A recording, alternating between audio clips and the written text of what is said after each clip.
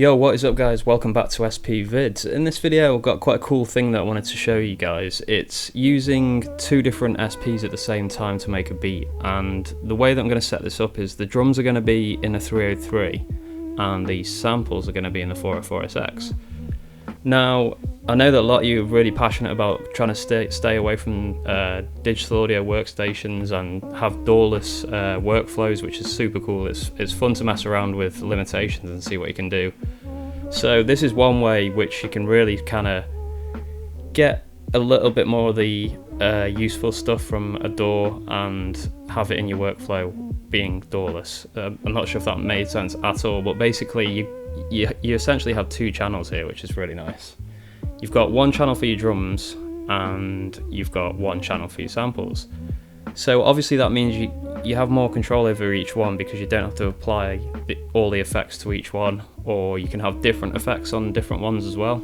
I actually had the drum sounds in here and resampled it to one pad, so I've got a drum loop on pad 1 here, and the way I've got the wiring set up is just a phono cable out of the SP303 and into the back of the SP404SX. And then all you have to do is hit external source and you will hear the sounds from the from the 303, sorry.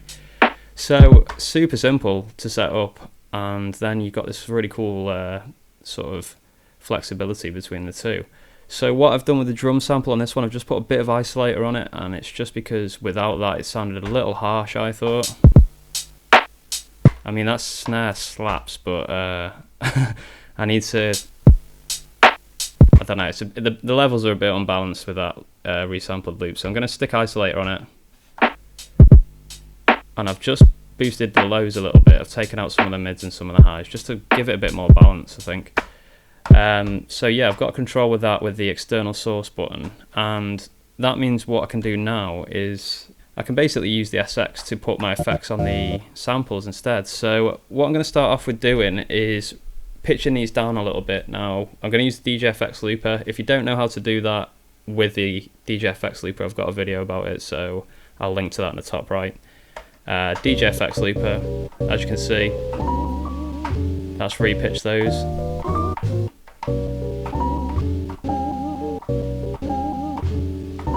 And I think on this track, I don't know the name of the track, these samples have been in there for ages, and I don't give away my samples anyway, to be honest, the ones that I use.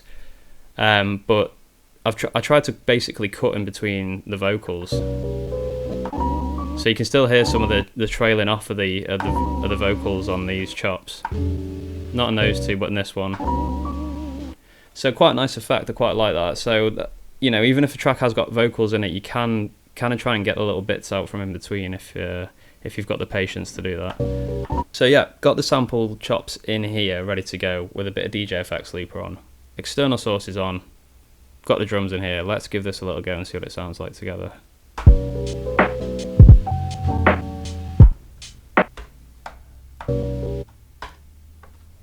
Okay, I think what's happening here is the effect is applied to the inward signal as well, so let's just take that off for now. Yeah, that's not on there anymore. And then we want, what did we want, DJFX looper on those four, yeah.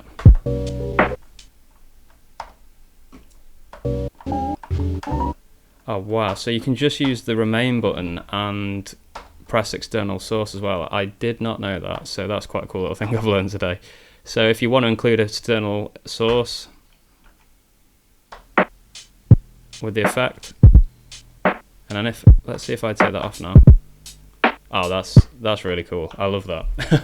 So if you want the effects on the external source, you can just include it using remain. I'm taking it off because it doesn't work with DJFX looper with drum loops really. So I'm just going to have the 4 samples. I hope you can see that okay there, the 4 chops that I've got. And obviously, like I mentioned before, the isolator is on the drum loop as well. So let's try that again.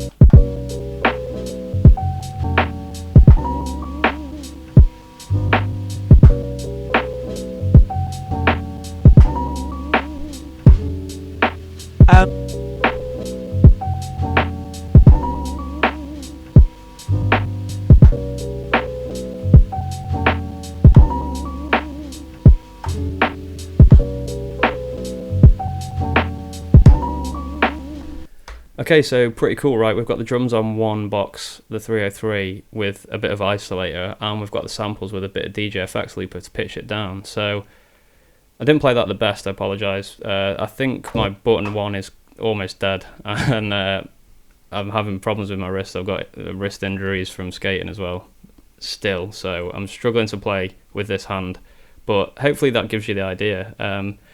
So one thing that you can start doing now as well to mess around with is you can start messing around with the parameters as you're playing as well. So what I'm going to do is start off with the drums with no mid on at all, and then I'm going to introduce that slowly and show you how that can sound. It sounds pretty cool. So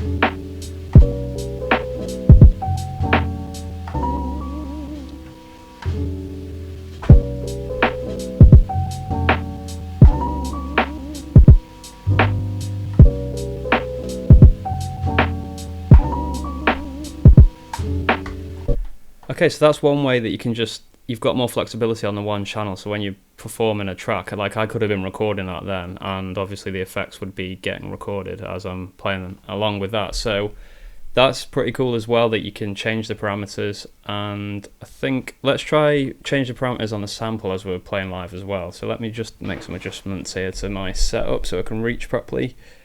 So MFX 16, because we're making lo-fi, so you've got to have MFX 16, right? Is it true lo-fi without using this effect? It's so legendary on the SX. So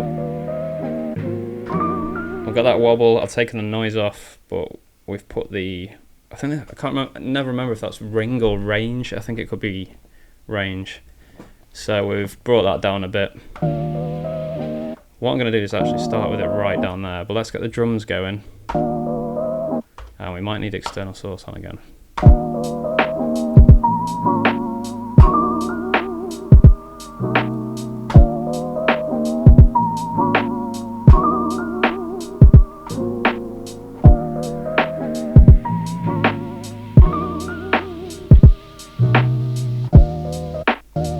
Ah, damn, I messed it up. That was going so well then, but I ended up messing it up. So let's just quickly try that one again. I'll do it a bit quicker this time.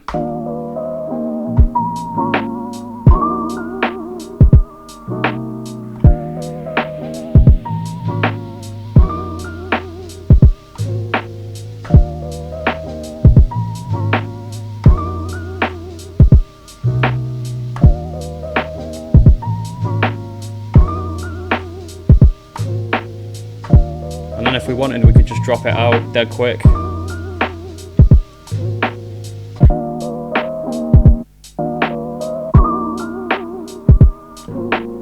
Sorry, this playing was a bit sloppy there, but I'm pretty sure pad 1's going on my SP as well, which doesn't help. So hopefully that gives you an idea anyway. So obviously there's probably infinite ways you can mess around with this and get different sounds going at the same time, but just go and try this out for yourself, guys, and do some experimentation and see what you can come up with. I think this is a really fun little workflow. When I'm not also behind the mic as well, I'll be able to play things a lot better. It's a bit tricky trying to do one thing with one hand, one with the other, and have a mic stand in the way. So apologies for the slappy playing there, but hopefully it gives you the idea. So thanks for watching, guys, really appreciate it. If you're not a subscriber, please hit that subscribe button and help me get to 10k. Trying to get to 10k before the end of 2020, which is looking really realistic at the moment, so I'd really appreciate it if you could hit that subscribe button. Hit thumbs up as well if you like the content. Any questions about anything I've done here, just leave a comment below. I'm always happy to answer them. There's no such thing as a stupid question, so anything you want to ask, apart from what the sample is, because I don't give out my samples.